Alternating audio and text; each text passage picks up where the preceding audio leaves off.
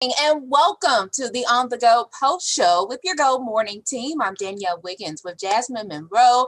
And of course, we have our great team and we have new people joining us this week. And we love it because Dave, Maureen, and Holly are off. So say hello again to Romney Smith, as well as Will Ewick. And Matt Standridge is in today for Holly. So we appreciate that. We have a lot to talk about today because somebody with Cleveland roots may not live here, but Cleveland roots and connected to Cleveland is one of the richest persons alive. Top 25. We'll get to that, let you know in just a second. And then a ketchup shortage. Yes, the ketchup package. Oh, we have all of that. So if you have any questions, go ahead and put it in the comments section. But many of you are talking about how beautiful yesterday was. And Matt, we're all asking for a repeat. Are we going to get a repeat today? Hey, we're trying to get as many repeats as possible, right? We hit 79 officially yesterday, but a lot of us hit 80. Yeah, 79. I'm 79. And that's very close to high temperature records too. High temperatures this time of year in the low 80s. And we're sticking with the warmth. Now we do have to talk about some rain chances though, a little bit today, maybe a stray shower. We got a couple going on right now, but heavier rain tomorrow. But tomorrow, guys, is interesting because I put the forecast as 81 and the record is 80. We may break a record tomorrow. Ooh. So tomorrow, not today. Correct. That's tomorrow. Yep. But it's warm for both days. Yep. Okay. So, and today is actually National Take a Walk Day or National Walking Day. So make sure you get out there as Matt walks off to do a WTAM. Make sure you take a walk today. Get out, enjoy the weather, especially since we've been crammed up inside and not getting that sunshine over the winter months due to the pandemic and, of course, the snow. But let's first talk about who is on the richest persons list. Forbes just came out. Yes, we know Jeff Bezos. He tops it as always. And Kim Kardashian on the list. But Romney, who is it with the Cleveland ties that's also on that list? Okay, so he's native from Michigan, but he's got very strong Cleveland ties. Kind of shocked me when I was reading the list. And I thought, that name sounds familiar. It's Dan Gilbert, the owner of the Cleveland Cavaliers. And here's the thing, guys. It's not like he was broke last year, right? This man has money. He was worth $6.5 billion. But what changed? His company went public. So once he went public, his wealth multiplied from $6.5 billion to $51.9 billion, putting him at number 23 richest person in the world. Last year, he was ranked at 230. I'm just saying, I mean, I would like to buy a house and he could pay for it with a blink of the eye.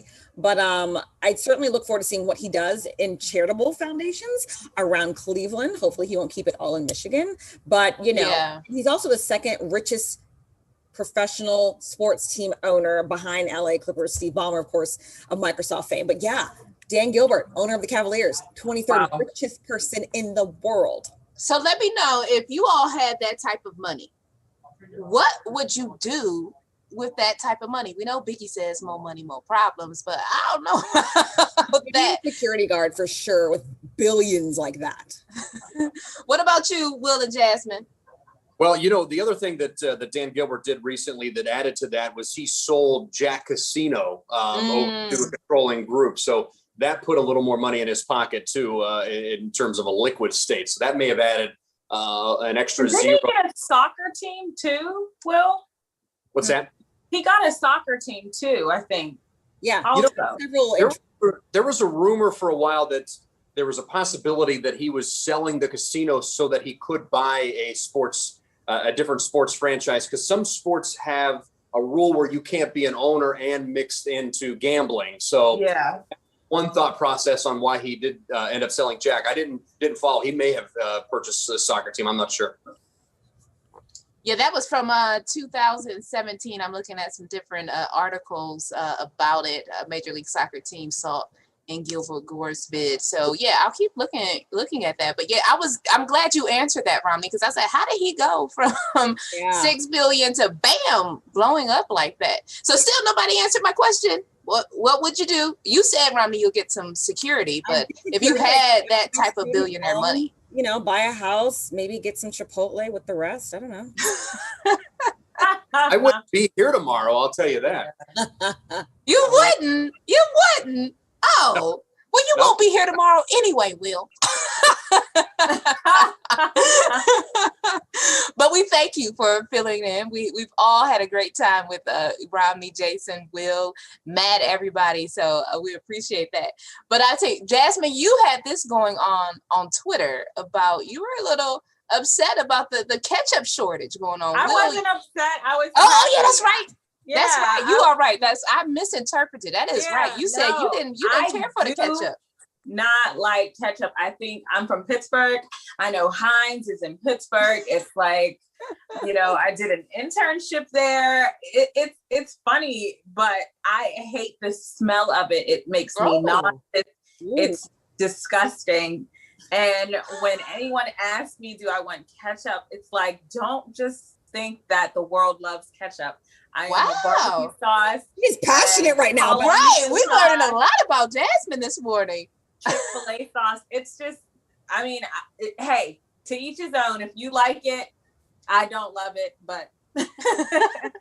Well, Jasmine's excited about the ketchup shortage, so we'll fill us in on what's going on there. But first, before you do that, let me say hello to Alan Carter. I see you joining in, saying all fine. We appreciate you. Gary, I see you joining in. Good morning. And if you wanted to have some more information about that Dan Gilbert being the 23rd richest person in the world, according to Forbes, we have that story in the comment section on Facebook. But Will, the ketchup shortage, what's going on with that?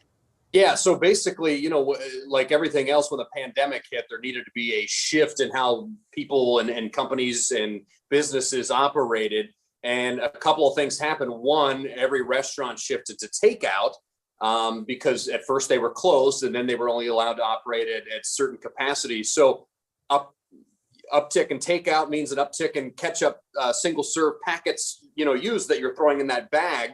And people would just take them or request them, not thinking, well, maybe I'm taking this home and I have a bottle. But the other thing that happened is even the places that when they reopened or stayed open in different states and places was in the beginning of the pandemic. I don't know if you all remember that there was this concept of it could be transmitted on sharing different surfaces. Oh, yeah. Or wiping down groceries when they went shopping afterwards. Right.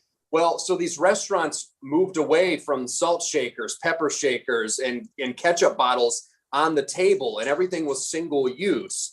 So they just went through massive amounts of the single serve ketchup packets, and that has led to a little bit of a shortage in that department. I don't know if we're really seeing it locally. I hope not, because as I said earlier, my daughter is a ketchup fiend, and we're going to have an issue at my home if there's no ketchup. But definitely the ketchup packets, but that in turn may eventually turn into a shortage in the containers as well. Ketchup is actually on my grocery list today, so You better stop on your way my home. children love ketchup as well. But Jasmine, Ashley is with you too. She says, I hate ketchup too. Thank you. She's with you. I didn't like ketchup as well, but it kind of has grown on me for the past couple of years. It's just I get reminded of the movie Big Daddy, and he put all that ketchup on a plate for him, and he was eating the ketchup with a spoon. Have you seen the movie Big Daddy? Yeah, I remember that. That. Yeah. Well, again, we appreciate all of you taking a time out to join us for this On The Go post show. And Matt, really quickly, for those people who maybe just be joining us, let us know again, give us about a minute forecast of what we can expect today, and enjoy National Walking Day. Hey guys, it feels like summer. In fact, I'm going to type in while we're talking how many days till summer actually officially begins, but we are talking about upper 70s and low 80s, and that's going to continue until probably at least the first half of this weekend. So warm air sticks around, but we do have to talk about some rain chances. There will be a stray chance for a shower popping up today. We got a couple around this morning, very small ones. And then later this afternoon, we're talking about a couple stray pop-ups here and there. And then tomorrow, heavier rain will be on the way. And I'm trying to figure out June 20th. I got to figure out, that's a lot of math I got to do real quick. How many days till summer? But it's probably around 80 or so days, but it definitely feels like summer already. All righty. Well, thank you so much, Matt. And thank all of you for joining us for this On the Go post show. With your Go Morning team, Romney Smith, Will Hewick, Matt Standridge, Jasmine Monroe. Thank you all. And Romney and Will, thank you for filling in this week. We loved having you. Have a great day.